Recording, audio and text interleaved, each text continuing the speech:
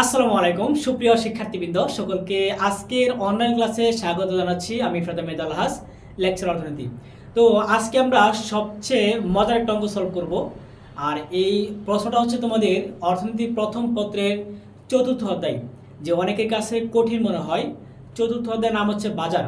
যে বাজার যে টপিকটা রয়েছে, এই বাজারের প্রত্যেকটা টপিক থেকে আমাদের সিকিউ প্রশ্ন আসে, চিত্রমূলক প্রশ্ন হয়, এমসিকিউ প্রশ্ন হয় এবং জ্ঞানমূলক প্রশ্ন হয়। তো গাণিতিক প্যাটার্নটা সবচেয়ে বেশি হয়ে থাকে। তো আমরা দেখতে পাচ্ছি আমাদের চতুর্থ অধ্যায় থেকে যে একটা উদ্দীপক এখানে দেওয়া আছে, তো এই উদ্দীপকটা দেখে আমরা প্রশ্ন সলভ করার চেষ্টা করব। যারা উদ্দীপকটা বুঝতে পারবা তাদের কাছে প্রশ্ন সলভ করা একদম ইজি হয়ে যাবে। তো যারা অনেকেই খেয়াল করে যে চিত্র কি দেওয়া আছে, কার মান লাগবে, এগুলো না দেখে সরাসরি প্রশ্ন চলে যায়। তো সরাসরি প্রশ্নে চলে গেলে তোমাদের আনসার করতে সবচেয়ে কঠিন মনে হবে। তো একটু খেয়াল করো প্রশ্ন কি বলছে এখানে। একটা চিত্র দেওয়া আছে এখানে। তো চিত্র আমরা দেখতে পাচ্ছি যে ওয়াই অক্ষে দেওয়া আছে P A R M R X অক্ষে দেওয়া আছে কিউ এর মান। তো কিউ মান হচ্ছে, যেহেতু এটা হচ্ছে চতুর্থ অধ্যায়ের একটা অঙ্ক, এটা আমাদের বাজার টপিক থেকে আলোচনা করা হয়েছে। আর এই বাজারটা কোন বাজারের মধ্যে পড়ছে তা আমাদের একটু বুঝতে হবে। একটু খেয়াল করো। তো চতুর্থ অধ্যায়ের মূলত যে প্রতিযোগিতার ভিত্তিতে বাজারকে দুই ভাগে ভাগ করা হয়েছে। তো একটা বাজার হচ্ছে পূর্ণ প্রতিযোগিতামূলক বাজার, আর আরেকটা বাজার হচ্ছে অপূর্ণ প্রতিযোগিতামূলক বাজার। তো পূর্ণ প্রতিযোগিতামূলক বাজার নিয়ে আমরা আজকে আলোচনা করব। তো আমরা একটা শর্ত করছিলাম এখানে, যে পূর্ণ প্রতিযোগিতামূলক বাজারের ক্ষেত্রে পি রেখা, এ রেখা এবং এম রেখার যে আকৃতি তা হচ্ছে ভূমি অক্ষের মতো, মানে ভূমি অক্ষের সমান্তরাল।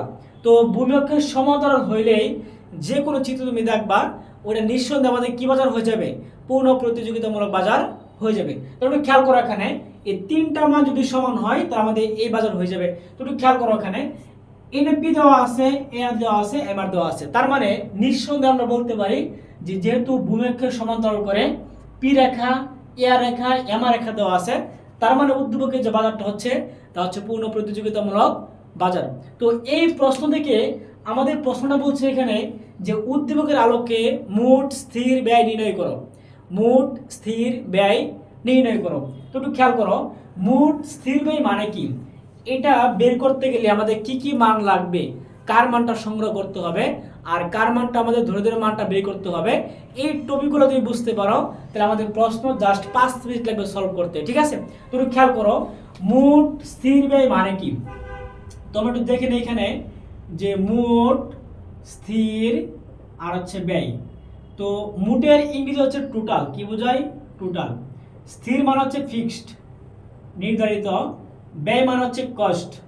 তার মানে এখান থেকে আমরা কি কি পাই, টিএফসি। এই টিএফসির মানটা আমাদের বের করতে হবে, ঠিক আছে। তো টিএফসির মানটা বের করতে গেলে আমাদের কার কার মান লাগবে, আমরা তৃতীয় অধ্যায়ের দুইটা সূত্র বুঝছিলাম এখানে, যে STC equal to TFC plus TBC. STC মানে হচ্ছে টিসি আর টিসি মানে হচ্ছে টিএফসি প্লাস টিবিসি। এগুলোর বিস্তারিত কিভাবে হয় প্রত্যেকটা টপিক আমরা বেসিক ক্লাসে পড়াইছি। তো তোমরা একটু মনে রাখবা এখানে এসটিসি যে কথা, টিসি হচ্ছে একই বিষয়।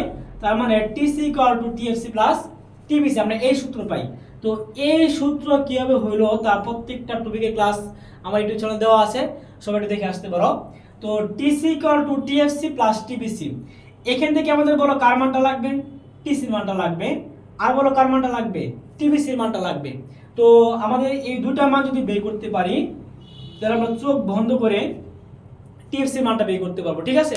তাহলে প্রথম টার্গেট হচ্ছে আমাদের টিসির মানটা বের করতে হবে, আর 2 নম্বর টার্গেট হচ্ছে আমাদের টিবিসির মানটা বের করতে হবে, ঠিক আছে।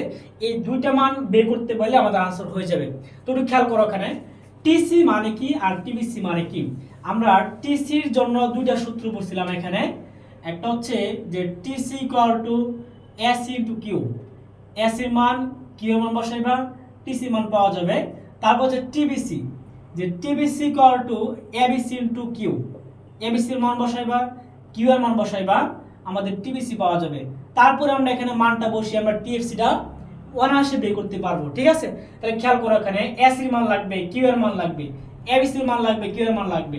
তো উদ্দীপকে আমাদের কার কার মানগুলো দেওয়া আছে, আমরা রেখা ধরে ধরে মানগুলো সংগ্রহ করে তারপর আমরা সূত্রে ফেলাবো, ঠিক আছে।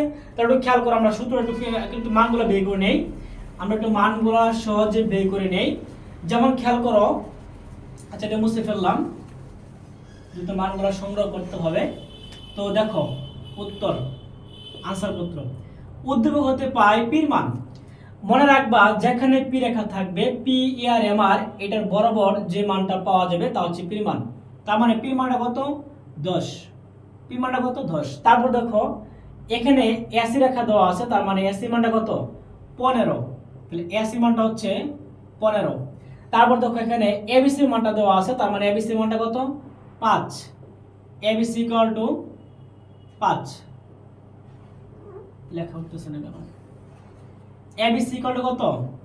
ABC equal to 5। ঠিক আছে। আর আমাদের কি দেওয়া আছে? আর তো কিছু দেওয়া নাই।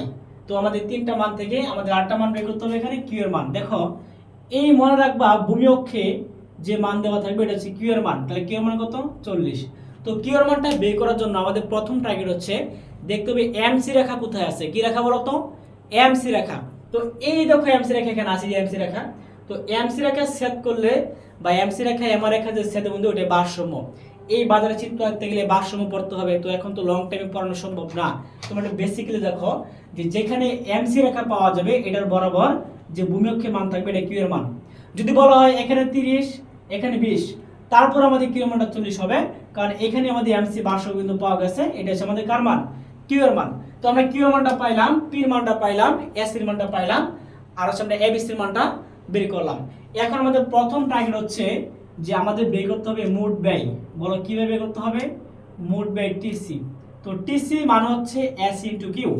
তো এস এর মানটা আমরা আগেই সংগ্রহ করে রেখেছি এখানে, তা হচ্ছে 15, আর কিউ এর মানটা 40। 4 15 60, 600। আচ্ছা, টিসি পেয়ে গেলাম। তার পরবর্তী টপিক হচ্ছে আমাদের বের করতে হবে, আমরা আগেই লিখছিলাম এখানে উদ্দীপকে, যে বুড়ি লিখছিলাম এখানে, যে মোট স্থির ব্যয় বের করতে হবে টিবিসি। তাহলে লিখব এখানে মোট টিবিসি। ভিতরে হচ্ছে ভেরিয়েবল, ভেরিয়েবল মানে হচ্ছে পরিবর্তনশীল। ভেরিয়েবল মানে কি? পরিবর্তনশীল ব্যয়। এটাকে আমরা প্রকাশ করি হচ্ছে টিবিসি দিয়ে। আর টিবিসি মানে হচ্ছে এবিসি ইনটু কিউ। এবিসি মানে হচ্ছে এভারেজ ভেরিয়েবল কস্ট, গড় পরিবর্তনশীল ব্যয়। কিউ মানে হচ্ছে বিক্রয়ের পরিমাণ। তো এবিসির মানটা দেওয়া আছে 5, আর কিউ এর মানটা দেওয়া আছে 40। 4 5 20, 200। 4 5 20, 200। ওকে।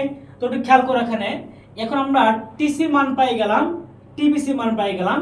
আমাদের লক্ষ্য হচ্ছে টিএফসি মানটা বের করতে হবে, কারণ তারা বলছে এখানে যে টিএফসি মানে মোট স্থির ব্যয়টা কত। তো একটু খেয়াল করো, আমরা উদ্দীপকটা মুছে ফেললাম যেহেতু জায়গা শর্ট, এখানে স্ক্রিনটা পুরো আসতেছে না। আচ্ছা, আমরা এখানে মানটা বের করি। তো এখানে কি পেলাম বলো তো? টিসি। টিসি কত পেলাম বলো তো? 600। এই টিসি 600। আর টিবিসি কত? টিবিসি হচ্ছে 200। এখন আমাদের বের করতে হবে এখানে যে টিএফসি হট। এই টিএফসি মানটা বের করতে হবে। এখন তো জাস্ট একদম শর্ট হয়ে গেছে। তো লেখবা এখানে আমরা জানি, বলো কি জানি? আমরা জানি যে TC equal to TFC plus TBC. আচ্ছা, TC equal to TFC plus TBC. যারা নতুন আজকে ভিডিওটা দেখতেছো তারা অবশ্যই একটু খেয়াল করলেই পারবা, কারণ মহামারী কিছু না। সবচেয়ে সহজ যে ম্যাথমেটিক্যাল টার্মগুলো আছে তা হচ্ছে 4র্থ অধ্যায়। প্রত্যেকটা অধ্যায়ে আছে। যারা বেসিক্যালি ক্লাস করেছো আমার অফলাইন বেসে তারা অবশ্যই দেখলেই পারবা যে এগুলো প্রত্যেকটা আমার প্রত্যেকটা স্টুডেন্ট দেখলে সমাধান সলভ করতে পারে। ঠিক আছে। তো খেয়াল করো এখানে টিসি। তো টিসি মানটা হচ্ছে 600। কত দেওয়া আছে বলো তো? 600। টিএফসি তো বের করতে হবে, আমরা টিএফসি রেখে দিলাম। টিবিসির মানটা দেওয়া আছে কত? 200। আমরা 200 বসিয়ে দিলাম। এই দুটো সাইড, এই দুটো মানে এই টপিকটা আমরা এই পাশে নিয়ে আসবো, এটা এই পাশে নিয়ে আসবো। এটাকে এক্সচেঞ্জ বলা হয়। আর এক্সচেঞ্জ করলে চিহ্ন কোনো পরিবর্তন হয় না। ওকে। তো আমরা টিএফসি দরকার, টিএফসি রেখে দিব 600 প্লাস 200, এই পাশে মাইনাস 200। তার মানে টিএফসি ইকুয়াল টু বিগ দিয়ে থাকে কত? বিগ দিয়ে থাকে কত? 400। তো এই যে আমাদের 400 আনসার চলে আসছে। টিএফসি আমাদের প্রশ্ন বলছে মোট স্থির ব্যয়ের মানটা বের করো।